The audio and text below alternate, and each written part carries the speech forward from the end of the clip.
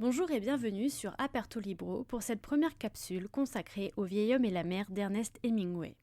L'objectif de ce format est de travailler le texte petit à petit, alors je vous invite, si vous le souhaitez, à lire le livre avant d'écouter ce qui va suivre. Aujourd'hui, nous nous pencherons sur le début de l'ouvrage jusqu'au départ du personnage principal pour sa folle aventure. Dans mon édition, il s'agit des pages 25 à 42. Bien sûr, je ne suis pas professeur, alors ce que je vais vous raconter n'est que mon point de vue et découle de ce que j'ai moi-même lu. À ce titre, je vous invite, si vous avez des choses à rajouter ou des sources en plus à partager, à le faire en commentaire de façon bienveillante et dans une optique d'amélioration de la culture de chacun. Nous sommes ici pour apprendre et non pour rejouer la guerre froide. Tout d'abord, je vais vous lire la 4e de couverture du livre, comme ça, ceux qui ne savent pas de quoi parle le vieil homme et la mer ne seront pas perdus. Commençons. À Cuba, voilà 84 jours que le vieux Santiago rentre bredouille de la pêche, ses filets désespérément vides. La chance l'a déserté depuis longtemps.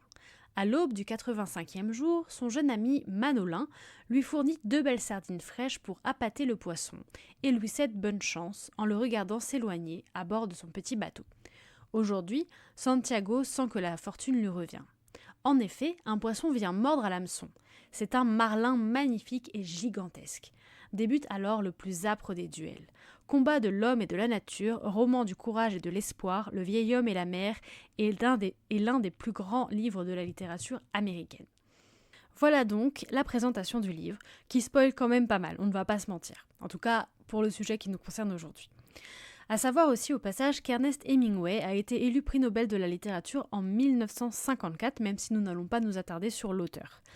Donc voici l'incipit du texte, donc page 25. C'était un vieil homme qui pêchait seul sur une barque dans le Gulf Stream, et en 84 jours, il n'avait pas attrapé un seul poisson. Les 40 premiers jours, un garçon l'accompagnait. Mais après 40 jours sans la moindre prise, les parents du garçon lui avaient dit que le vieil homme était décidément et irrémédiablement salao, c'est-à-dire guignard au dernier degré, et le garçon obéit à leurs ordres et monta sur un autre bateau qui prit 3 gros poissons la première semaine.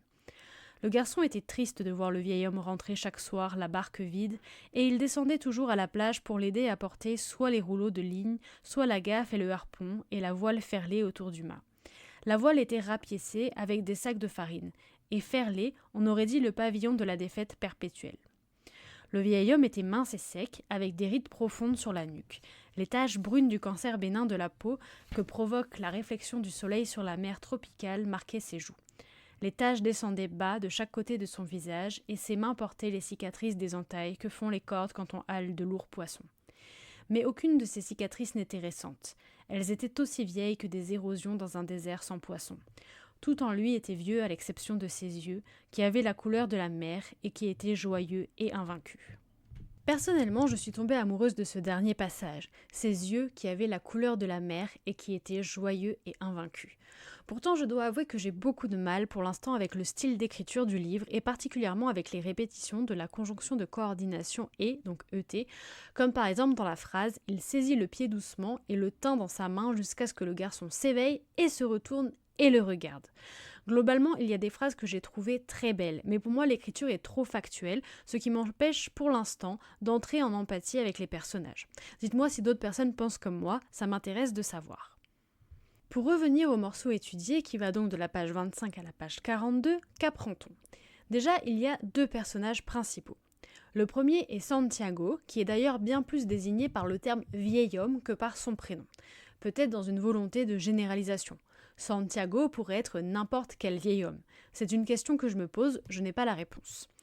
On ne sait pas quel âge il a exactement, mais il est présenté comme particulièrement vieux. Il est mince, sec, avec beaucoup de rides, il a des taches brunes de cancer bénin sur les joues et des cicatrices sur les mains du fait de sa profession de marin qu'il exerce depuis de longues années dans le Gulf Stream. Cela dit, il a des yeux qui paraissent jeunes, des yeux joyeux et invaincus donc.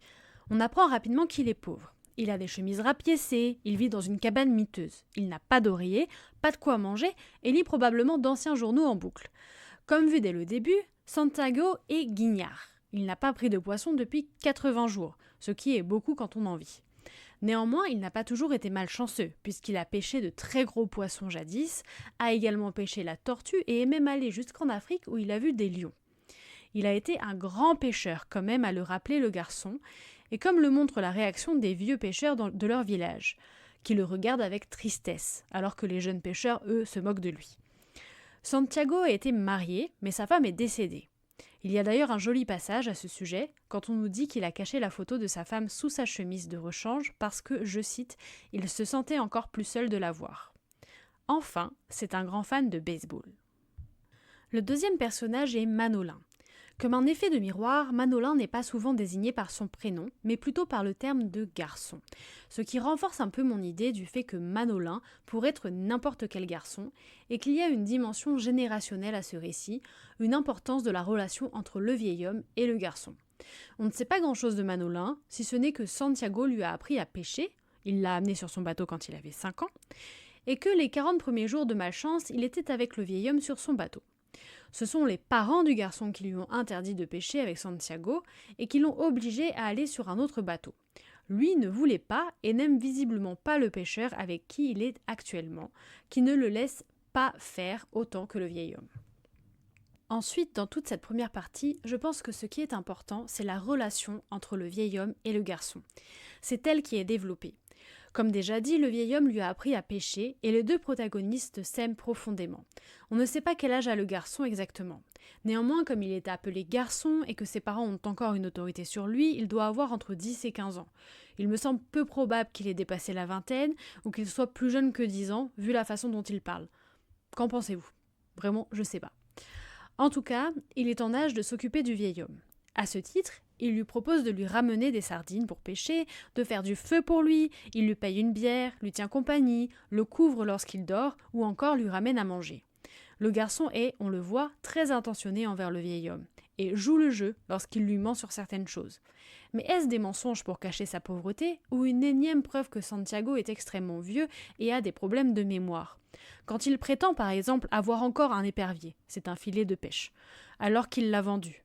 Est-ce qu'il ment ou est-ce qu'il ne s'en rappelle juste pas ? Ou quand il prétend avoir du riz jaune et du poisson à manger, alors qu'il n'a rien. Pareil, est-ce qu'il ment ou est-ce qu'il ne s'en rappelle pas ? De même pour le journal d'hier. Est-ce vraiment le journal d'hier ou un journal qui date d'il y a longtemps ? Quoi qu'il en soit, le garçon pallie à ses besoins.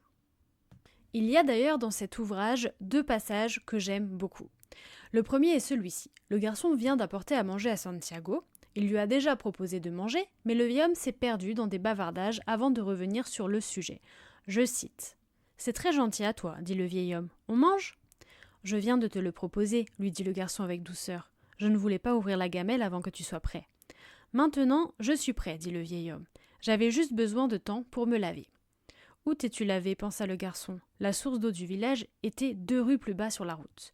Il faut que je lui apporte de l'eau ici, pensa le garçon, et du savon, et une bonne serviette. Décidément, je ne pense jamais à rien.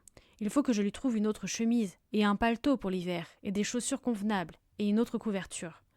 Le deuxième parle à la fois de la jeunesse et de la vieillesse. Le vieil homme parle.